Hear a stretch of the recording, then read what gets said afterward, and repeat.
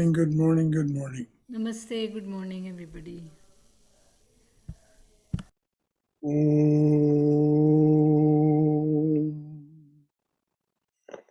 Om,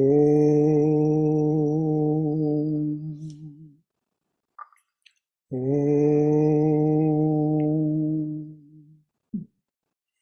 Om Sahana Vavatu, Sahano Bhunaktu, Sahaviryam Karavavai, Tejasvina Vaditamastu, Mavidvishavahai. Om Shanti, Shanti, Shanti. Om, may the Divine Being look over us lovingly as a mother and father. May the Divine Being support and nourish us as a mother and father. May we have the strength and skill to study together the art of spirituality. May no misunderstandings arise amongst us. Om, peace, peace, peace be unto us and to all beloved beings everywhere.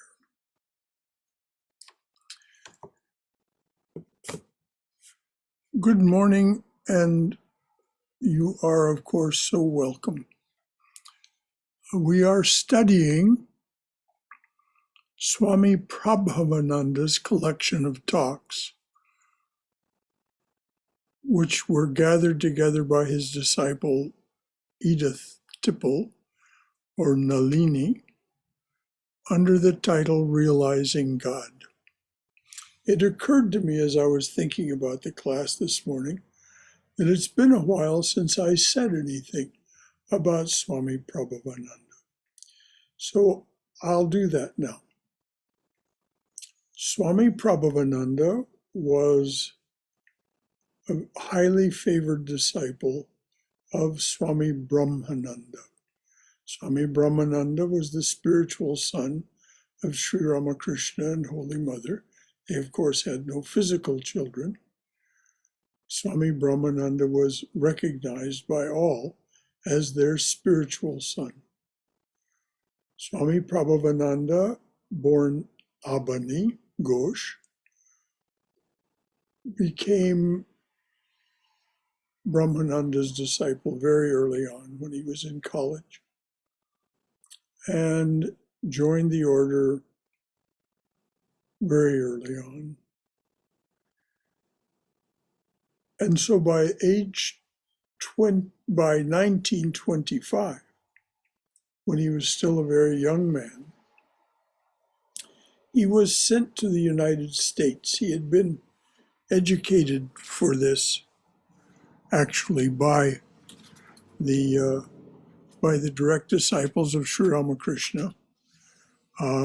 He had now become Swami Prabhavananda, and it had been seen that he was by their mystic vision that he would go to the West, and so he had been trained for the purpose. And so he was sent to San Francisco in 1925. In college, he had been known as the best dressed boy in all Calcutta. He was given to nice sports clothes, we could call them, slacks and shirt and jacket, sports jacket. And so he cut quite a swath in San Francisco among the disciples there, particularly because he socialized with them. Swami Prabhavananda socialized with them. He would go to their homes for dinner. He would go to the motion pictures with them, which were very new in those days. He would go to stage plays and even vaudeville with them. And of course, some who were prudish thought, well, what is this Swami doing? Who is this worldly Swami that is so taken up with this social world. Well, they misunderstood. He was studying his audience, as any good communicator would wish. He wanted to know his audience. What was it that they already knew? What was it that interested them? What were the metaphors of their existence? What were the routines of their minds? As a result, after he began to lecture in 1926, his lectures were met with great acclaim. And so the hall was full at the old temple in San Francisco. And this proved to be an embarrassment because the Swami who was in charge at that time, the head Swami, was not an especially good speaker. He's the one who had replaced Swami Trigunatitananda. He was not an especially accomplished speaker and had really never studied his audience. And so the hall would be half full when he spoke. Swami Prabhavananda, of course, was very sensitive to the feelings of that Swami, and so suggested to him, perhaps it would be a good idea, Swami, if we started a sub-center in Portland.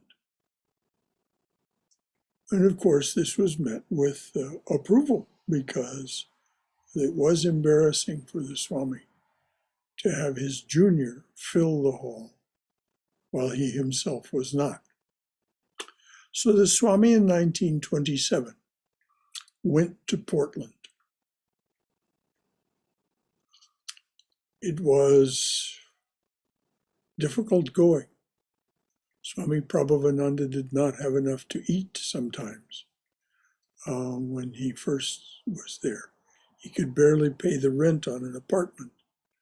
And of course, in those days, there was no way to start a center per se, so he was speaking in rented halls. And though he became popular as a speaker, people didn't have much money. And by the time the Depression hit in 1929, it was fairly desperate there. Now, at the same time, in Los Angeles, California, there was some unhappiness among the devotees there because Swami Paramananda, who was a disciple of Swami Vivekananda, though he had established two centers in town, one downtown, one in what is now Montrose, he traveled pretty much constantly, so he wasn't there. So one of the women who had hosted Swami Vivekananda, one of the Mead sisters, went to Swami Prabhavananda. Her name was Carrie Mead Wyckoff. Now, her husband had died and left her not provided for. So her brother, who was also very fond of Swami Vivekananda, when he lived with them for that 6 weeks in 1899 and 1900, he had given Mrs. Wyckoff a small house in the hills of what is now called Hollywood and a monthly stipend. So she went to Portland and she said to Swami Prabhavananda, Swami, would you be willing to come to Los Angeles and start a center and not travel? He said, well, yes, I believe I would, but of course it will require the approval of the trustees, the Ramakrishna Order trustees. And so she wrote to them. She was, of course, known to them. And they wrote back to both her and to him their approval. And they wrote to Swami Prabhavananda, go to Los Angeles. And the Bengali phrase translates as bite the earth. That is, do not move from there, do not travel. And that is what the Swami did. In late 1929, early 1930, he came to that little house, which you can still visit. It's still part of the compound there, part of the campus at the Vedanta Society of Southern California.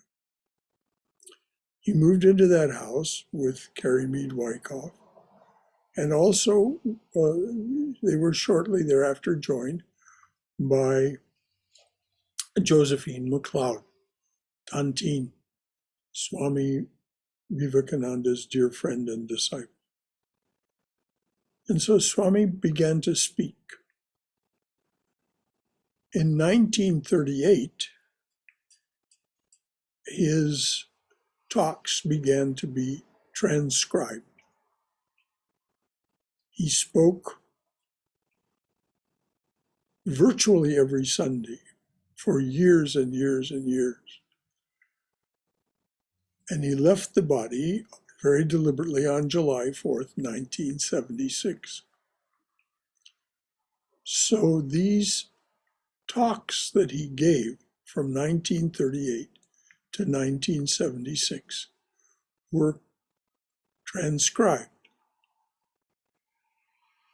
primarily by the Swami's Sevak, the Swami who took care of him, Swami Krishnananda.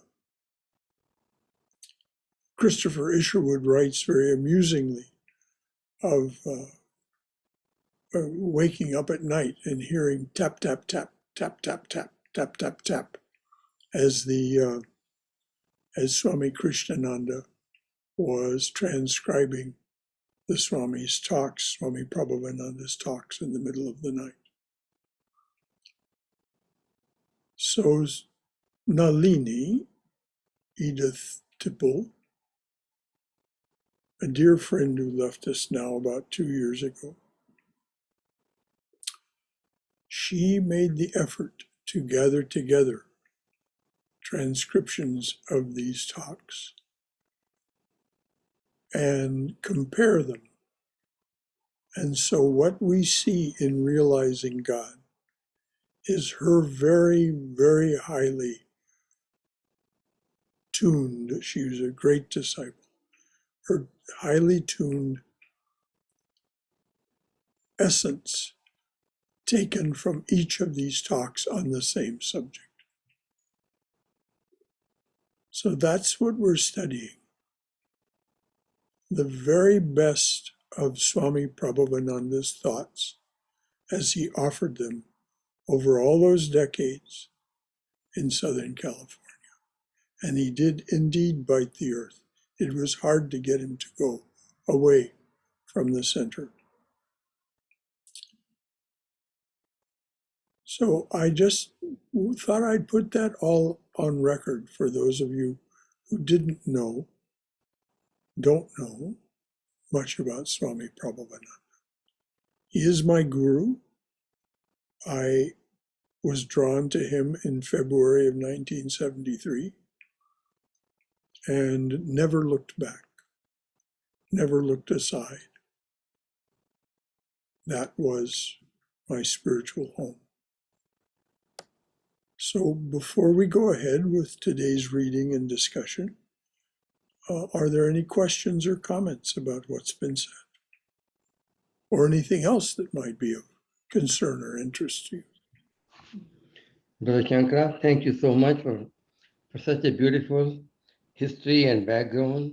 Amazing. And You're, of course, everything at the time, Thakur knows the right time, I guess. I was in California from 1969 onwards for 8 years at a stretch. And unfortunately, I was not introduced to the Vedanta societies at that time. I wish I had, and I would have been able to meet some of these great souls directly. But thank you for helping us connect with them now. yes. And yes, it is. But as you just said, Vijay, your guru was someone else. So when at the right time, you encountered your guru. They're all, by their own assertion, they are all the face of the guru, who is Sri Ramakrishna from our perspective. And so it would have been grand for you to meet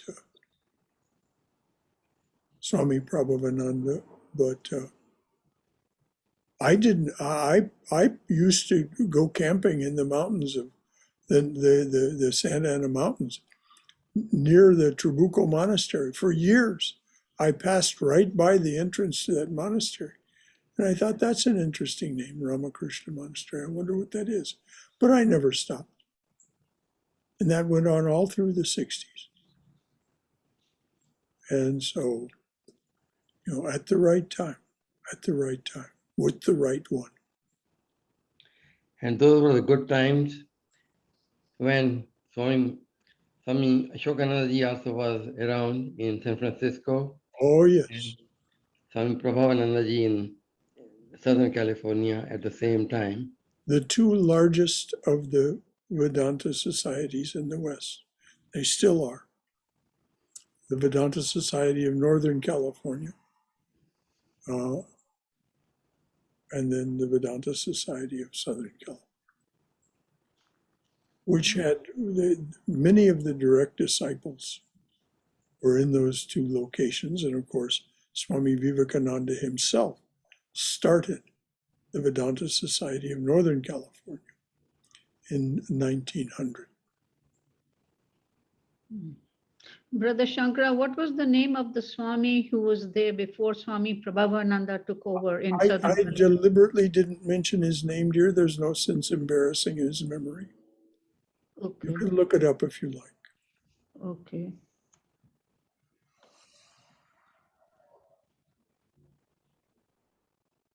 Anything else from anyone? Names. I'm confused from time to time in my mind. Sister Gargi, what her other name was, and the 3 other names that you mentioned today. If sometime you can write to me the American names and the Indian names, I'll be able to relate to them much better. Yes. All right, dear, I will. Thank you. Sister Gargi's Western name, she was a nun in the Northern California Vedanta Society. Her name, her birth name was Marie Louise Burke, Burke. Anything else from anyone?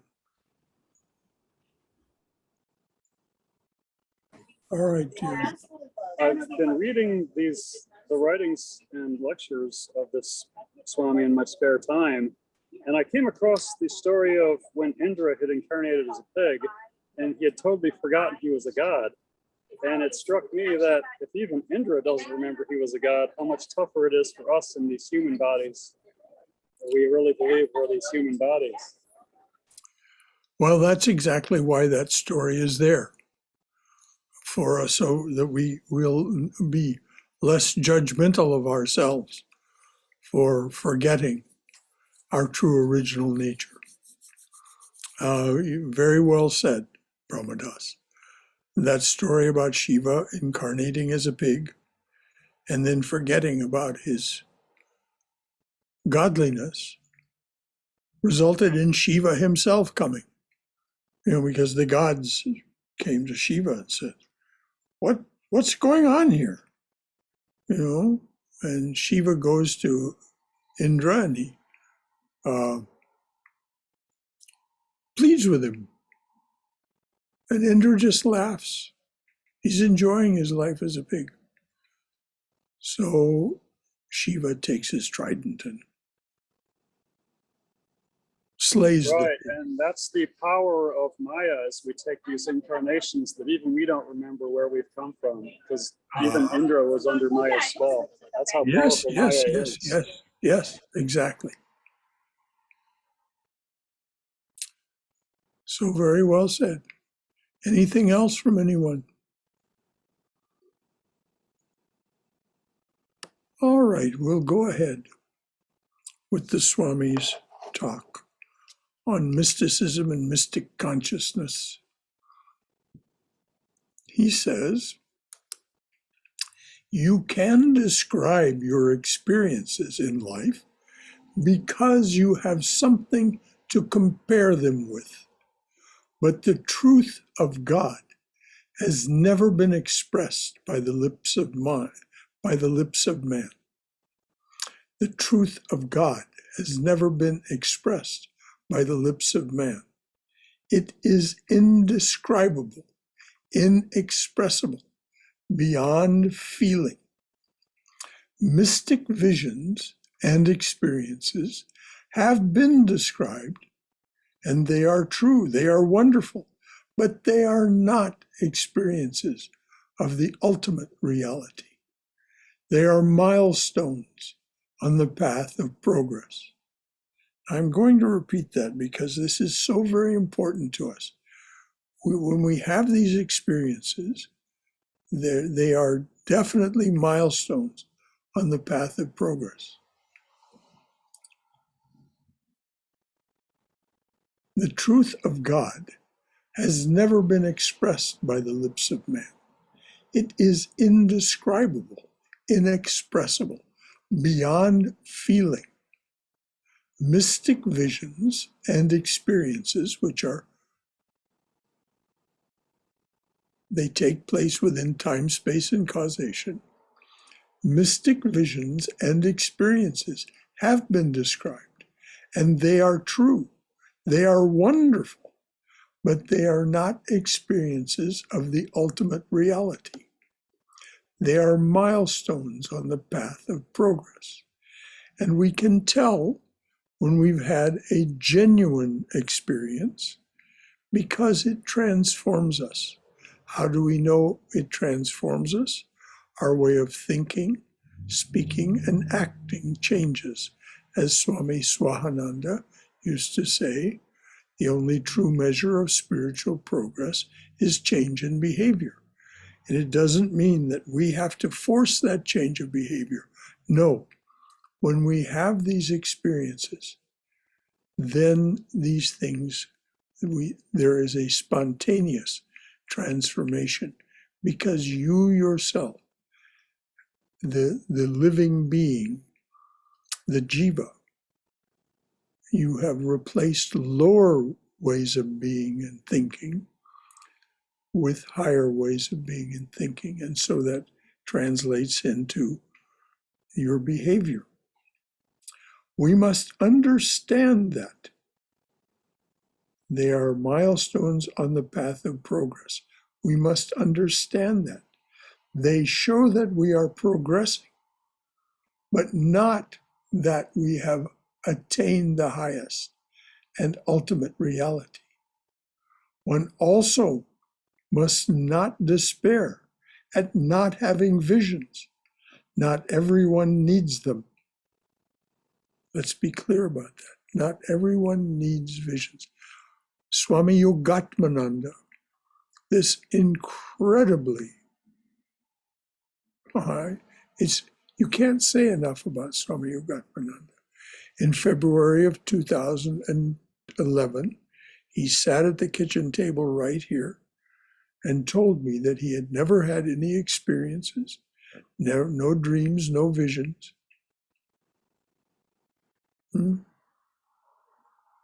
So don't feel bad. One also must not despair at not having visions. Not everyone needs them or needs ecstasy. The main thing on the path of progress is to gain greater self-mastery, to find sweetness in the thought of God, and to broaden our outlook. And it happens spontaneously by our continued dedicated practice. There are two conditions to test supreme experiences. First, if you see or experience something which can be known and experienced through other means, then that is not a true revelation. For instance, the power of clairvoyance. You see something at a distance, but if you go there, you can see it. In other words, that's a psychic experience. So the Swami says this: if you experience something which can be known and experienced through other means, then that is not a true revelation. For example, and for instance, the power of clairvoyance. You see something at a distance, but if you go there, you can see it face to face, I'll say. Or you can be psychic and know how much money is in my pocket or what I am thinking. That has nothing to do with spiritual life because it is not the experience of God. One can argue, well, of course, everything is the experience of God because there is nothing but God. But the Swami is making the distinction, a very, very important distinction, that these psychic experiences, these powers of the mind that are there, are not spiritual experiences, they are psychic experiences. That has nothing to do with spiritual life because it is not the experience of God. Another test is that spiritual knowledge is not opposed to reason. Though it transcends reason, it does not contradict it. You do not become irrational. In the Vedas, we read that there are 3 steps to hear about this truth from one who has experienced it, but not to believe him, to reason it out. Otherwise, you won't understand what he is saying. And then to meditate upon that in order to have the personal experience. I'll repeat those 3 steps. I kind of botched it. You do not become irrational. In the Vedas, we read that there are 3 steps to hear about this truth from one who has experienced it, but not to believe him, to reason it out. Otherwise, you won't understand what he is saying. And then to meditate upon that in order to have the personal experience. In Sanskrit, Shravana, Manana, and Nididhyasana. Shravana, the hearing from a qualified source. Manana, the taking it within.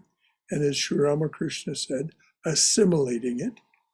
As we eat food, just eating the food doesn't do us any good.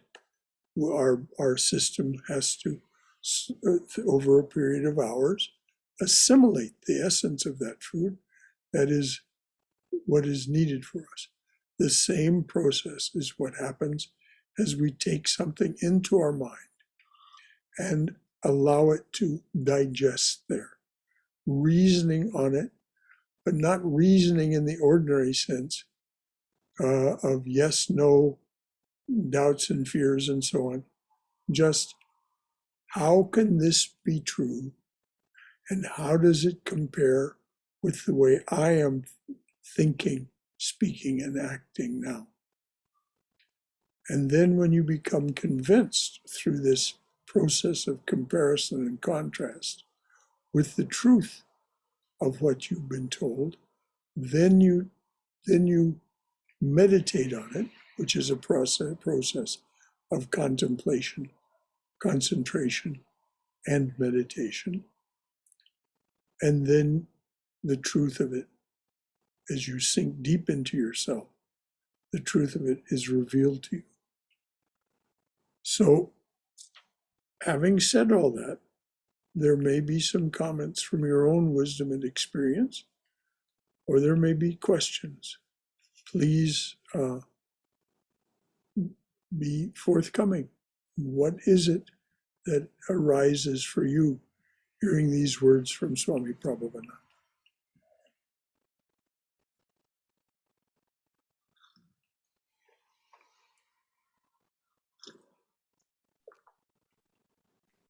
To me, this is hi, my brother Shankara. Good morning. Good morning, dear. To me, it's the meditation that gives the personal experience. Truly agree with that. And we cannot describe it. It's just we feel it. Yes. That's all. That's all I can say. Just meditate, meditate, meditate continuously to Yes. feel Well, that. those three words that you just said are repeated: meditate, meditate, meditate. That is exactly what Swami Brahmananda, Swami Prabhavananda's guru, said to him and to his other students. Meditate, meditate, meditate. As you practice meditation, you discover there's an entire source, an entire realm of knowledge, wisdom, and experience within you that is masked by our distraction with our outward directed senses and way of being. And as long as it's masked, we get intimations, hints that it's there, peak experiences and so on. But we really don't understand it in any profound way until we begin to focus on it by turning away from the outward and taking ourselves inward. Thank you, Haima. And anything else from anyone? Shankaraji, Yes, Balakrishna ji, how are you? I'm good, I'm good. This reminds me of Neem Karoli Baba. Yes, He's a mystic saint. yes, So he did so many things like this. I mean, if you read his stories, it's unbelievable. Of course, he also, the Harvard professor became one of his Ramdas, yes. Richard Alpert. Yes. Yes. It's exactly the same, Alpert. Yes. Well, of course, truth is one. Sages call it by many names. And Neem Karoli Baba is amazing. It's truth. The stories of his relationship with his disciples is some of it's just positively hilarious. He was as the saints almost uniformly are as you read their lives and their works. They're much given to humor. And Neem Karoli Baba was. So yes, thank you, Balakrishna ji. Anything else from anyone? By the by, Beverly, it's so good to see your face. I know that you're well enough to join us. Beverly has been quite ill and in hospital and skilled nursing care. And so it's so good to see that she's with us. And it's really good to be with you all. Ah, dear, I'm so glad to hear your voice. When are you having your procedure? Oh, dear, you and I should talk about that separately. I'll know more on Monday morning when I meet with a Dr. Goswami, a cardiologist. Right now, I don't know anything more than that I've got a great cardiology team working on making this ticker work better. Great. Thank you for asking. I will. I'm glad you're feeling better. Yes, the leg is slowly healing Yay. and is a lot better than it was even 2 weeks ago. So I'm very hopeful. Yes, yes, yes. Yep. Jai Ma, Jai Ma, Jai Ma. Anything else from anyone? Anyone want to add or ask anything?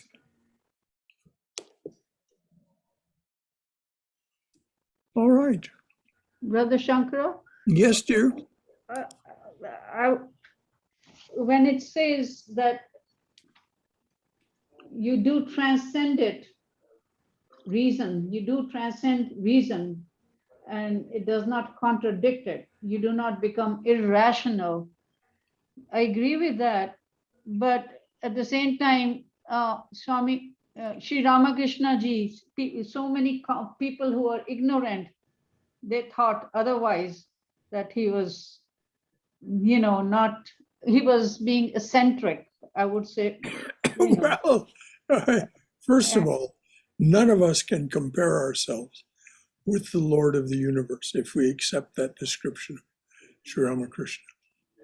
And that's the same voice that speaks to us from the Gita, from the Vedas, and so on. But Sri Ramakrishna said it very interesting. He said, people accuse me of being mad. He said, yes, I am mad. I am mad for God.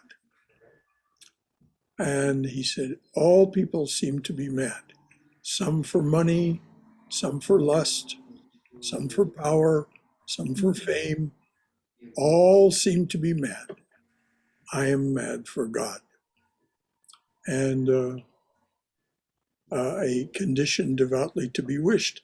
But as Swami Vivekananda found out, by testing him and testing him and testing him, nothing that he said, or did for that matter, contradicted reason, and was all mirrored in the scriptures. Yes, Thank I you. believe that, but I was just wondering what, those people were thinking and saying, but. Well, we can read about it in the gospel, and we can read about it in even greater detail in Sri Ramakrishna, His Divine Play by Swami Chaitananda. Or if you don't have that book, there's an earlier translation of it called The Great Master. And Swami Saradananda very carefully sorted out what was true and what was mythological about Sri Ramakrishna, and documented only that which was true. He could prove it by triangulation, as they say in the journalism business. 3 independent sources, and so all of the truth of Sri Ramakrishna's experiences are there. Yeah. Who knows what the motivations are of people? They're as varied as their inner experiences. Yes, thank you. Mm-hmm. I mean, I was baffled by that too. So, I mean, we have so Well, much. we're all baffled by Sri Ramakrishna, just as the Swami said earlier in this talk. The truth of God is inexpressible. Swami Vivekananda said to his brother disciples, the direct disciples, the monastic disciples, he said, none of us understands him. He said, I understand him a little bit. But so it isn't for us to so much understand Sri Ramakrishna as to take seriously what he says and then practice it and see if we don't achieve the results that he says we will achieve. Anything else from anyone? Hi, Shankaraji. Yes, Bala. Me of the Hridai who was living with the Sri Ramakrishna. He could not understand him. Oh, no. He used to say, oh, if you talk like this, nobody will come to listen to you. Yes. I mean, Yeah, well, he so, expected him to talk like ordinary pundits. yes, it shows it's all God's grace. Yes. To the faith and Shraddha and to our meditation, to our, sadhana. Yes, and the fact that we are doing that, the fact that we Yes. are here this morning, it's very good for us to meditate on what Christ said. Ye have not chosen me, I have chosen you. Yes. And so each of us who is here this morning can take great comfort and great strength from the fact that we choose to be here on a Saturday at noon and not doing all the many other things that the world and universe offers us. We have been chosen. And to the extent that we cooperate and are dedicated to our and grateful for our attraction to this, the more powerful it becomes and the more quickly it moves along. Thank you, Balaji. Anyone else? All right. Brother Shankara. Yes, Fred. Hey, hello, everybody. Good Greetings morning. to all. Good afternoon. Did Vivekananda, as toward the end of his life, as he advanced in his own, as I understand it, advanced in his own experience and spirituality, did he take a different view of Sri Ramakrishna or a more subtle view? Is there any difference? Yes. You can read that in his talk, My Master. It's included in the book. It's included in the complete works, of course, but it's in the book in which it was published is Inspired Talks. And Inspired Talks are the talks that the Swami Vivekananda gave, after his second realization of the state of Nirvikalpa Samadhi, which happened in June of 1895 in Thousand Island Park in New York. And yes, his appreciation of what avatar is, what incarnation is, continued to grow and expand. And one of the most beautiful evocations of it came toward the end of his life. It's a talk that he gave in January of 1900 in Los Angeles. Maybe, I think it was Pasadena, actually, near Los Angeles. And the title of the talk is Christ the Messenger. Christ the Messenger.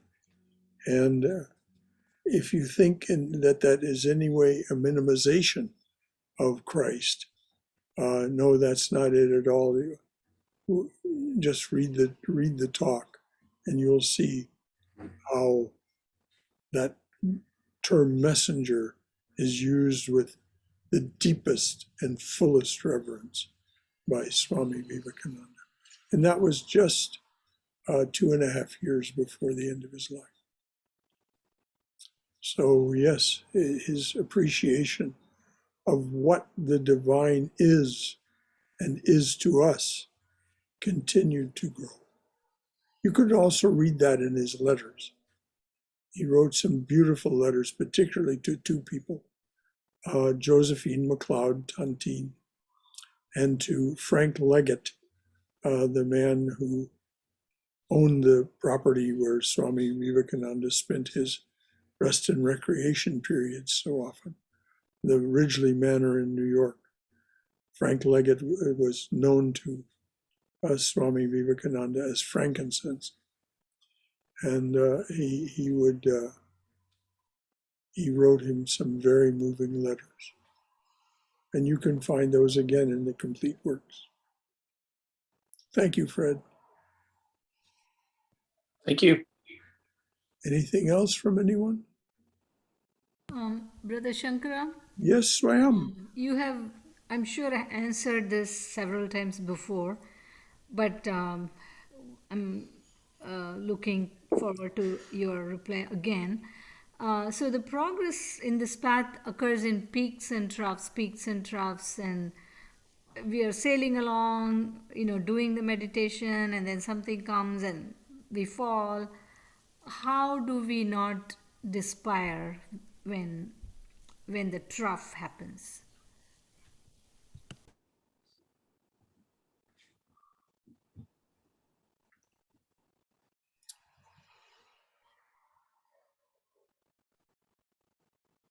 We take refuge in such sayings as Swami Vivekananda's, that when we go into one of these declines, first, it is a completely natural thing. It is the way of Maya, of universe. Waveform. Everything is in waveform. The second assertion by Swami Vivekananda, and of course, you can find this same assertion in the Vedas, you can find it in the Gita, but he crystallized it by saying, when you are in one of these down periods, what you're doing is you're gathering strength for a strong up period later. This even happened to the saintly Girish Ghosh. You can read about this in the book about Girish Ghosh or in The Great Master, The Divine Play of Sri Ramakrishna. Even these great saintly ones would sometimes become discouraged. And so many people had tried to encourage Girish Ghosh, this man who had become a saint because of Sri Ramakrishna. And no one could help him, no one could serve him. So finally, Swami Brahmananda, who was the president of the Ramakrishna order, went to see him. He didn't ask Girish Ghosh to come to see him. He went to his house. And he listened to Girish's story, and he just laughed. And he said, "Oh, Girish, this is so like you, to be so dramatic. Don't worry, you're just in a down period, and you will recover yourself." And again, he said something like, "This is just a way of gathering energy for an even greater experience of the divine." And that's in fact what happened. And if we look back over years, what we find is this, that as we've experienced this waveform, there is something that the statisticians call a trend line. And the trend line is up. Though we go up and then we go down, then we go up and we go down. The overall trend over years is up because of our continued practice and the fact that when we do push through our sense of despair, our sense of anguish, and not allow ourselves to be daunted, but continue our practices, we find that there are new and stronger revelations that happen. They're just waiting to happen. It's all contained within us. Thank you. That's very encouraging. Thank you so much. You're welcome, dear. Anything else from anyone? This is exactly what we should be doing. This is what we mean by studying the art of spirituality together.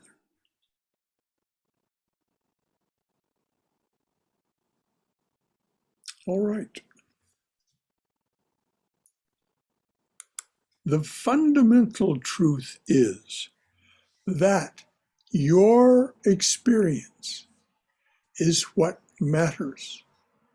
The fundamental truth is that it is your experience, that your experience is what matters.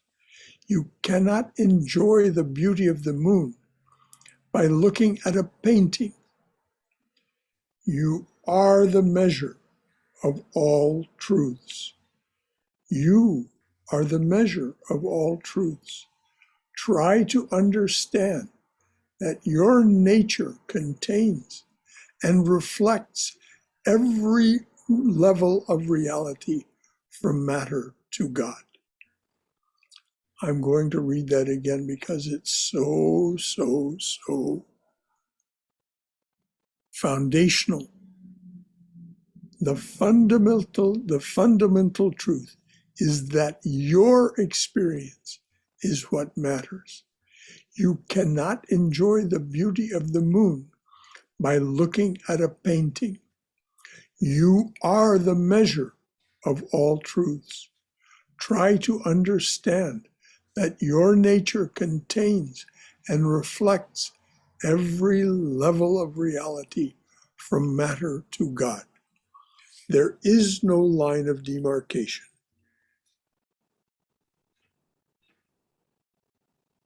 And of course, the underlying truth is that if we take seriously the idea that the divine presence is omnipresent, that is, everywhere present and always everywhere present, that it is omniscient, that it is the nature of knowledge itself, and that it is omnipotent.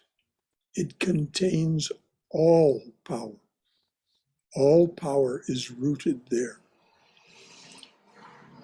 So as we move forward and we take seriously these things, we see there is no line of demarcation between what seems to be the world of matter and what seems to be the world of spirit. It's just a level of reflection within us, and we are capable of reflecting it all, which the Swami has called earlier in this talk, the ultimate reality. Now, the first time we experience this, and it's reflecting it all, it's savikalpa samadhi. It's still an experience. We somehow seem to be just a little bit separate, that is to say, apart, rather than totally united and lost in. We experience it all. Then, of course, there's this further experience, the ultimate reality, in which there is no longer any experiencer. The experiencer is part of time, space, and causation, and the ultimate reality is beyond time, space, and causation. Now, should we worry about that last? No. As Patanjali says, it's not something you can make happen. It's something that happens to you. You can be part of the process up to and including savikalpa samadhi. Beyond that, untellable, unknowable, what happens, but you experience the highest samadhi and full realization. You may be liberated by your lower sense of reality, the savikalpa samadhi, liberating you from having to take human form. But that total independence that comes, independent of all limitation, comes in this ultimate reality, or nirvikalpa samadhi. Your nature, your true original nature, your nature contains and reflects every level of reality, from matter to God. Now, the Swami's about to make a little pivot here. Anything more in the way of comment or question? We have just a minute left in the hour. Of course, the hour doesn't need to contain us. We can continue our conversation as long as you like. But anything at all about this business of your nature contains and reflects, contains and reflects every level of reality from matter to God. Anything at all from anyone, from your own experience, your own wisdom, or anything to ask. Brother Shankara, could you just repeat and clarify a little bit more on this sentence? It's so powerful. Which one, dear? This one here, your nature contains and reflects every level of reality from matter to God. Well, let's just go back to the big O words: omnipresent, omnipotent, and omniscient. If that is true, if we take those words seriously, we are contained in that omnipresence. There is nowhere else for us to be but within God, which all of the scriptures try and tell us. We do not contain God, we are contained in God. We reflect what we are contained in. That's what this breathing thing is, as an action and experience suit that reflects our true original nature, which is beyond the action and experience suit. But it exists within that omnipresence and contains all knowledge. It's all here. Vivekananda triple underlines this over and over again in his teachings. Everything is contained here. It is only to be revealed. So there's omnipresence. You are contained within that omnipresence. There is omniscience. There is all knowledge is there to be reflected in your experience. And there is omnipotence. Omnipotence. There is no limit to the power of the human mind, not the left brain. That's not the mind. The mind is throughout the whole body, the chitta, the mind stuff. And there's no limit to it because it is a reflection of this omnipresence and omniscience. And so it is also omnipotent. And you can read about this very beautifully in the preface and introduction to Swami Vivekananda's book, Raja Yoga, and in his talk the powers of the mind, which is, of course, is contained in the complete works. It may be in volume 2, I don't remember. In any event, we are of that nature. We are of the nature of those three expressions of it. In Sanskrit, Satchidananda. Existence absolute, knowledge absolute, bliss or love absolute. Okay.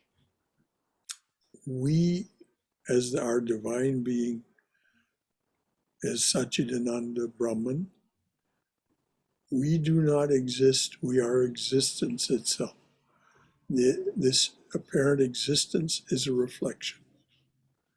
We do not know, we are knowledge itself, and all knowledge that reflects itself in this action and experience suit is just that, a reflection of that absolute knowledge.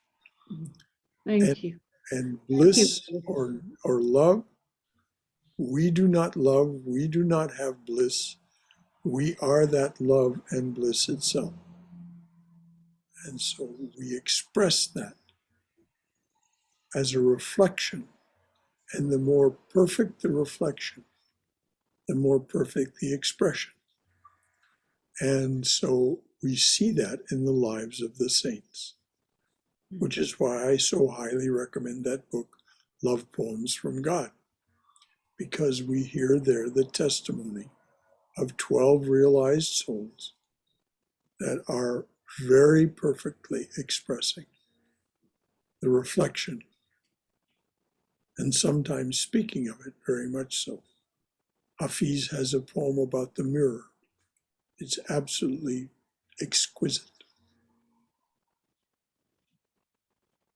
Okay. Thank you, Brother Shankara. Sure, dear. Of course. Anything else from anyone? Hari Om Shankaraji. Yes, Bala. The last sentence, it is how we practice of looking at the reality of every existence. In other words, that is where we have to practice. It's not an easy thing, but that is what we need to practice, of looking at the reality behind all name, form, and shape. Yes. Yes. What is the reality beyond the name and form? What gives rise to the name and form? What gives rise to our ability to understand name and form? What gives rise to our ability to think, to speak, and to act? As it says in the evening prayer, breaker of this world's chain, speech cannot hold thee, nor mind. Yet without thee we think not, nor speak. And as the Swami said earlier in this talk, the transcendent reality, the ultimate reality, is utterly inexpressible. How can any finite thing like language or concepts express the infinite? It cannot. But we can reflect it. We can reflect it. Each of us uniquely, utterly uniquely in our own way.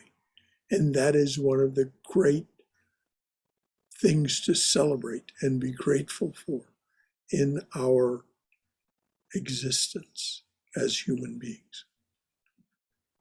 That we have this opportunity to shine forth as the truth of our being. Thank you, Balaji. Anything else from anyone? All right, dears, then we'll take it up with this next sentence in the Upanishads we find. we'll take that up next week. A question was asked earlier about the health of this action and experience. It's amazing the team of doctors and specialists that are cooperating to try to improve the health and well-being and energy of the heart here and of the general experience of being alive. It's so gratifying. Monday morning, I have a meeting with a Kaiser cardiologist, Kaiser Permanente cardiologist, by the name of Dr. Goswami, who is going to describe for me the practices that they want me to adopt and adapt to make things better, completely apart from any intervention by what they call the electricians. There's already been adjustments, and good adjustments, beneficial adjustments to the medications.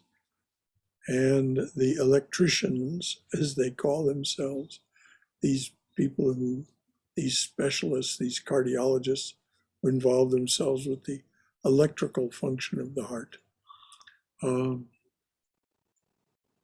Beverly asked about the procedure.